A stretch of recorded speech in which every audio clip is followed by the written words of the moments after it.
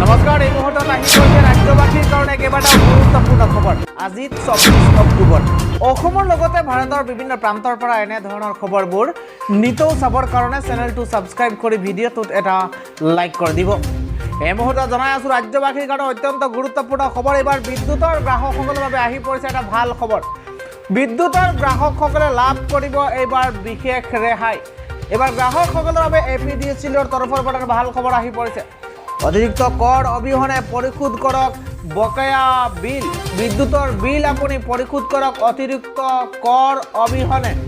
ছেপ্টেম্বৰৰ 22ৰ সহায়ত 100% পৰ্যন্ত অধিক শুল্ক ৰেহাই লৈ বকেয়া পৰিশোধ কৰাৰ আহ্বান জনোৱা হৈছে।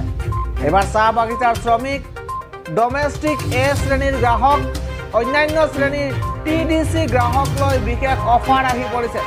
অধিক শুল্ক ৰেহাই আঁচনিৰ জৰিয়তে শুল্কবিহীনভাৱে পৰিশোধ কৰিব পাৰিব বকেয়া বিল। বিদ্যুতৰ বকেয়া বিল পৰিশোধ কৰিব পাৰিব।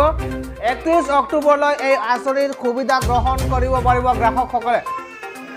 কোনো ধৰণৰ অসৎ কাৰ্যকলাপ বা মোকৰ্দমা থকা বিলৰ ক্ষেত্ৰত প্ৰযোজ্য নহ'ব এই আঁচনি। নিৰ্ধাৰিত তাৰিখৰ ভিতৰত কিস্তি পৰিশোধ নকৰিলে পুনৰ যোগ হ'ব শুল্ক।